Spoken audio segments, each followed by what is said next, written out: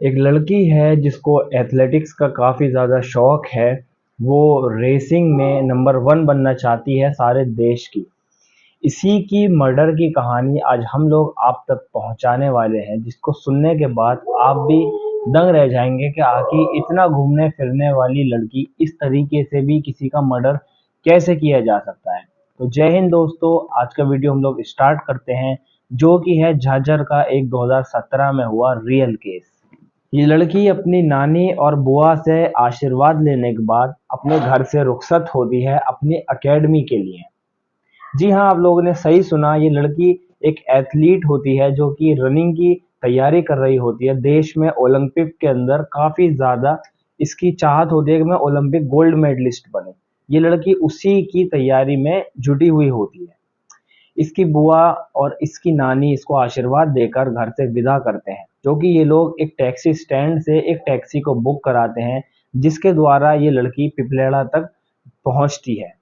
अब उसके 3 दिन बाद पुलिस के पास में एक कॉल आती है, जहां से एक मजदूर टॉयलेट कर रहा होता है जंगल के अंदर। वहां वो एक बैग देखता है और उस बैग के अंदर कुछ ऐसा दिखता है जिससे पुलिस हैरान हो जाती है। वो पुलिस पर कॉल करता है और कॉल करने के बाद में पुलिस वहां पहुंचती है। पहुंचने के बाद जब वो उस बैग को खोलकर देखती है, तो उस बैग के अंदर एक 1.5 साल की बच्ची मौजूद होती है।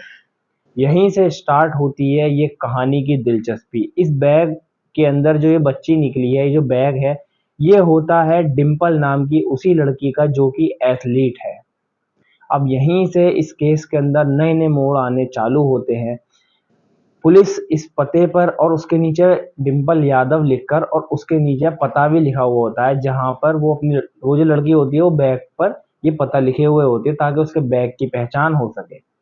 पुलिस बैग को अपने हवाले करती है, उस बच्ची को हॉस्पिटल के हवाले करती है और पहुंच जाती है डिंपल के घर पर उसका पता ढूंढते ढूंढते।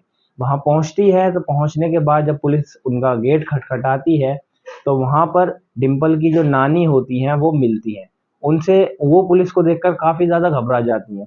पुलिस उनसे कहती है, देखिए आप घबराइए तो हो नहीं, क्योंकि हम किसी एक बच्ची की तलाश में आए हैं, लेकिन हमको इसमें एक बैग मिला था जिस पर डिंपल का नाम लिखा हुआ था।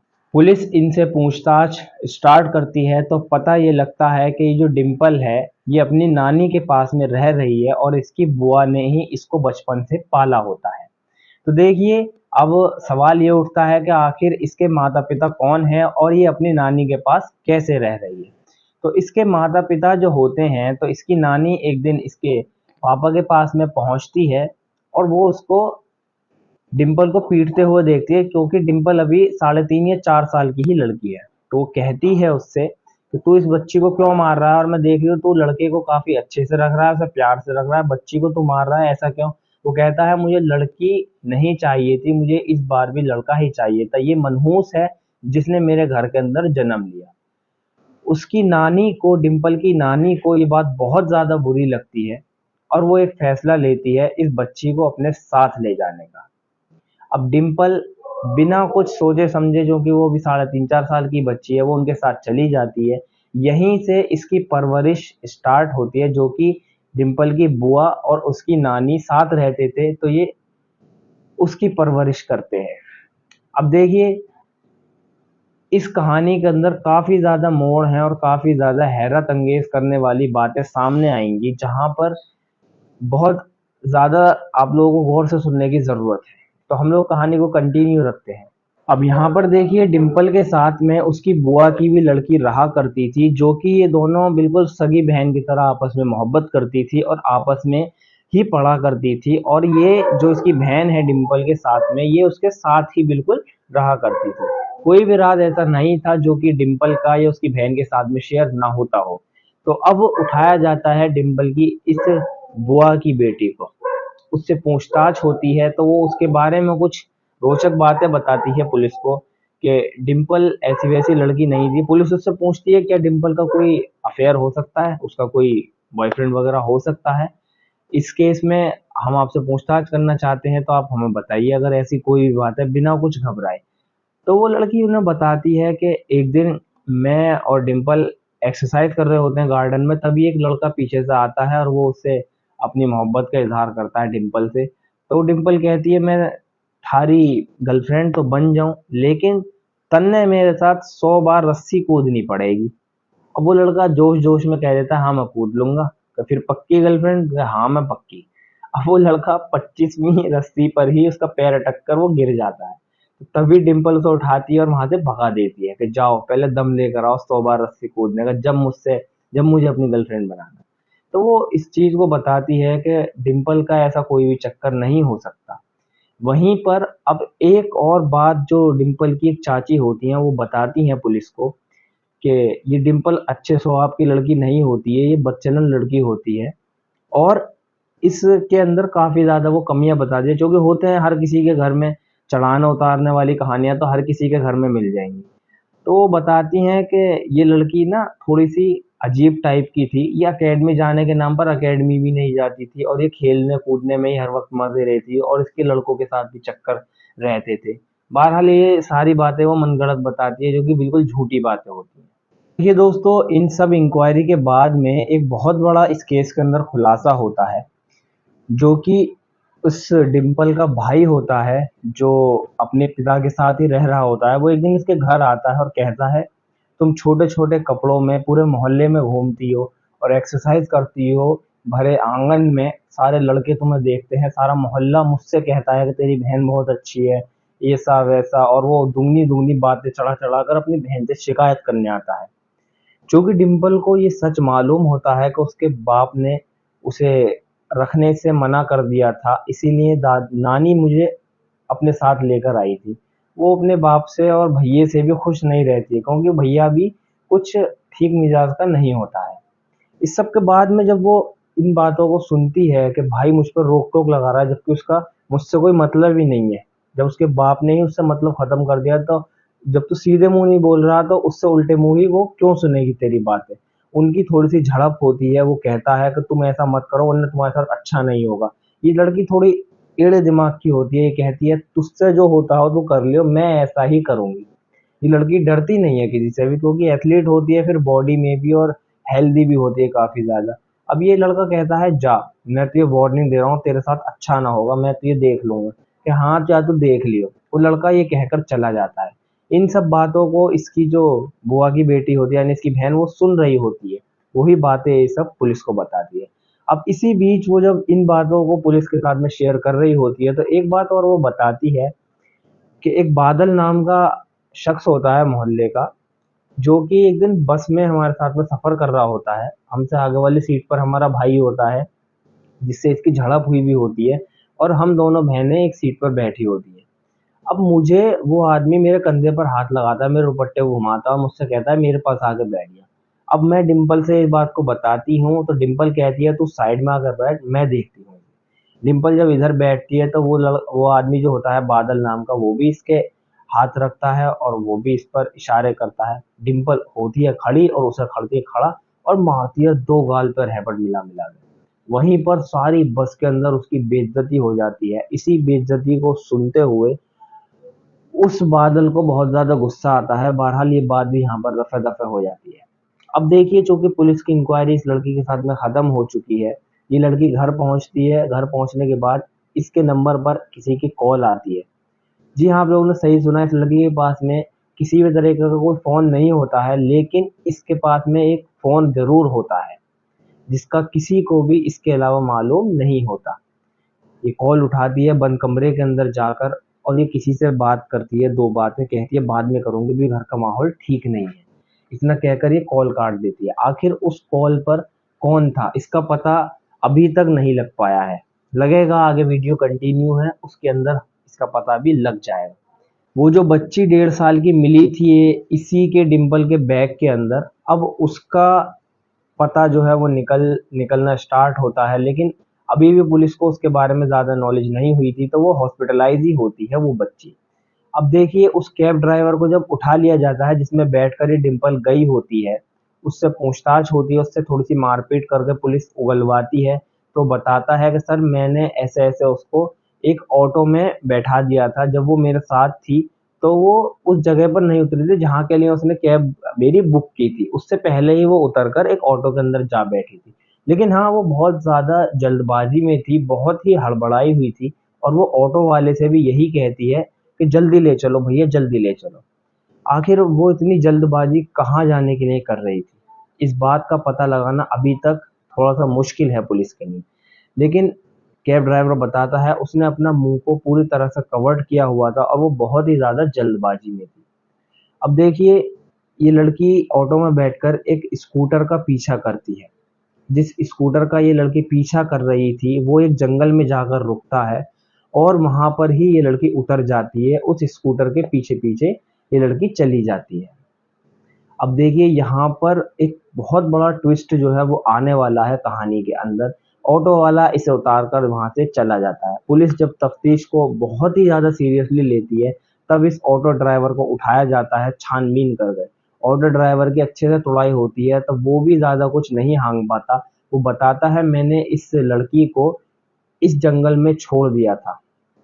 जी हाँ, आप लोगों ने सही सुना। वो बताता है मैंने इस लड़की को इस जंगल में छोड़ दिया था जो कि एक स्कूटर का पीछा कर रही थी। पुलिस उनसे उस स्कूटर का पता पूछती है। आखिर वो कैसा था, क्या नंबर था। नंबर तो उसको नहीं पता होता लेकिन वो कुछ पहचान बताता है कि स्कूटर के पीछे एस बना हुआ था और उसका कलर ब्लू था। अब पुलिस लगती है उस जंगल की खोज में कि आखिर इस जंगल के अंदर ही ये लड़की गई थी। तो अब पुलिस उस जंगल के अंदर खोजबीन स्टार्ट करती है।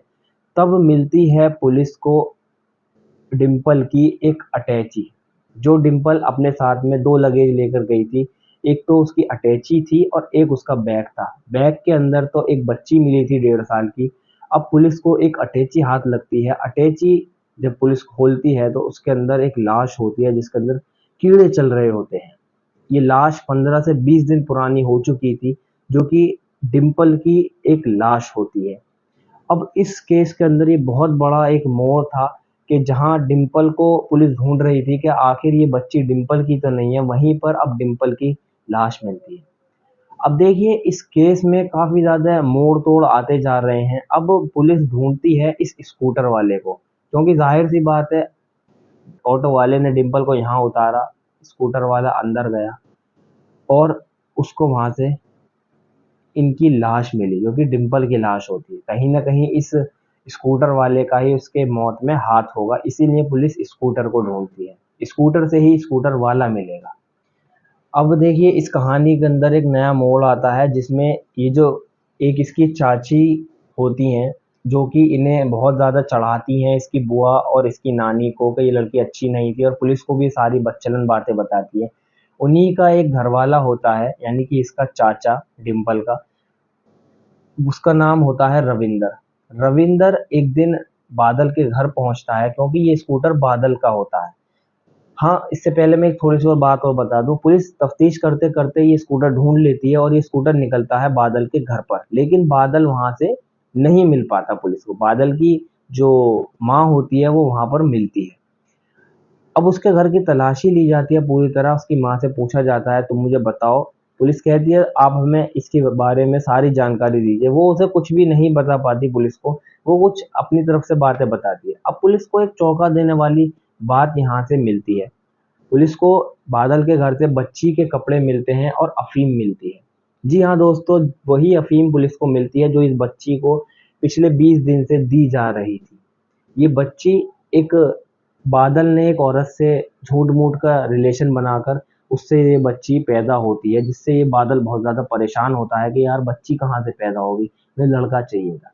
इसीलिए इसका इस बच्ची को लेकर बिल्कुल भी मन नहीं था कि ये इसे पाले।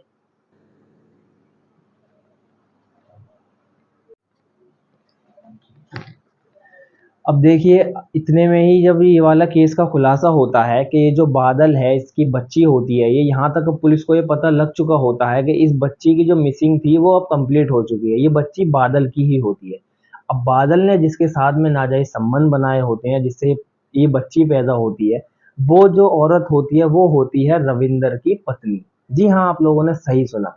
बादल ने एक वीडियो शूट की हुई होती है जिसमें वो उसके साथ में गंदी हरकतें कर रहा होता है। अब बादल रविंदर को ब्लैकमेल करता है कि मैं ये वीडियो सारे में दिखा दूंगा और सारे मोहल्ले में तेरी बदनामी होगी, वरना तू मुझे इतने पैसे दे। देखिए दोस्तों, ये बादल बहुत ज्यादा शातिर होता है अब इतने में रविंदर के पास में इतने पैसे नहीं हो पाते। रविंदर प्लान बनाता है कि मैं इसकी बच्ची को ही अगवा कर लूंगा, तब ये मेरा पीछा छोड़ेगा। रविंदर इसकी बच्ची को अगवा करने घर जाता है और घर जाकर देखता है कि यार यहाँ पर इसकी माँ जगी हुई है। माँ के सर पर वो कुछ मार देता है, लेकिन माँ इसको देख लेती है कि ये रविंदर है। लेकिन ये वहां से बच्ची को लेकर भागने लगता है, तभी इसको वो स्कूटर दिखाई देता है जो कि बिना चाबी के स्टार्ट होने वाला बादल के शादी में मिला हुआ स्कूटर होता है। ये रविंदर यहाँ से ये स्कूटर उठाता है और चल देता है इस बच्ची को, ऐसे ही किसी चीज में बांध कर निकल लेता है। अब देखिए इस कहानी को हम लोग ज्वाइन करते हैं वहां पर जहां से डिम्पल ऑटो में से उतरी होती है स्कूटर वाले के पीछे। ये स्कूटर वाला यही रविंदर है जो कि एक बच्ची को ले जा रहा है उसे मारने के लिए। आप लोगों ने सही सुना, ये इस बच्ची को मारने के लिए ले जा रहा है एक जंगल के अंदर। जंगल में जैसे ही डिम्पल इसका पीछा करती है तो वो देखती है कि ये चाकू से इस बच्ची को मारने वाला है। तभी डिम्पल इसका हाथ पकड़ती है और इसके मुंह से अंगोछा हटा देती है, इसके मुंह से कपड़ा हटा देती है। वो देखती है कि ये तो रविंदर है और इस बच्ची को मारने जा रहा है, जो कि पता नहीं किसकी बच्ची है, इसके बारे में किसी को भी पता नहीं होता है। अब इस सारी घटना का जो क्रेज जाता है वो जाता है रविंदर को। रविंदर पहले तो इस डिम्पल का कत्ल कर देता है, उसके चाकू से उसका गला काट देता है। जो कि बेचारी डिम्पल थी वो खामखा ही इस केस के अंदर मारी जाती है, जिसका यहाँ पर किसी भी तरीके का कोई रोल नहीं होता है। अब ये शातिर रविंदर करता क्या है कि डिम्पल को तो ऐसे ही एक अटैची में बंद करता है, जो कि इसी के साथ में दोनों बैग होते हैं, और इसके जो कपड़े वपड़े होते हैं डिम्पल को उन्हें बाहर निकालता है। बच्ची को इसके एक बैग में बंद करता है और डिम्पल को उसी की अटैची में बंद करता है। अटैची को डाल देता है दूसरे कोने पर इसी जंगल के, और बैग को ले जाता है अपने साथ। ये बच्ची को मारता नहीं है, ये बच्ची को दूसरे वाले जंगल के अंदर छोड़ आता है जहां से ये बच्ची पुलिस को मिली होती है। अब ये सारी बातें पुलिस उगलवाती है खुद रविंदर के ही मुंह से। आप लोग जान सकते हैं कितना ज्यादा पुलिस ने टॉर्चर करा होगा जब जाकर रविंदर ने ये सारी बातें हांगी थी। पुलिस अलग अलग तरीके से अलग अलग लोगों पर शक कर रही थी, लेकिन कातिल इस केस का कोई और ही छुपा बैठा था। अब आप लोग सोचिए कि अगर ये बच्ची बैग के अंदर ना मिलती जिंदी, तो क्या ये केस आसानी से सॉल्व हो पाता, या पुलिस की मेहनत और लगन की वजह से ये केस सॉल्व हो पाया। देखिए इस सारे केस का जो सबसे ज्यादा दुखद मामला है वो है डिम्पल को लेकर। वो लड़की जो अपना सारा जीवन एक तरीके से दान कर चुकी थी खाली और खाली एथलीट बनने के लिए, उसकी बेवजह इतनी सी बात को लेकर हत्या कर दी जाती है। उसकी सारा सारा करियर सारा फ्यूचर ही खत्म कर दिया जाता है। उसकी नानी और बुआ के कितने अरमान रहे होते हैं उसको लेकर, लेकिन उनकी जरा सी भी परवाह ना किए बिना उसको कत्ल कर दिया जाता है। और इस केस को जब पुलिस सॉल्व करती है तो उनकी आंखें भी नम हो जाती हैं इस केस को सॉल्व करते करते, कि यार इतनी अच्छी बच्ची जो होती है, वो जो कि जिसको अपने बाप को और अपनी माँ का भी प्यार नहीं मिला होता, वो आखिर कैसे ऐसे कत्ल हो सकती है। अब देखिए मैं आप लोगों से विदा लेता हूँ इस कहानी के एंड में। तो हमारा मकसद बताना नहीं बचाना है। उम्मीद है आप लोगों ने कुछ नया इस कहानी से सीखा होगा। तो मिलते हैं फिर नई एक वीडियो के साथ। नए हो चैनल पर तो हमारे चैनल को सब्सक्राइब कर लें, एंड वीडियो अच्छा लगा हो तो लाइक कर लें। बाय, जय हिंद दोस्तों।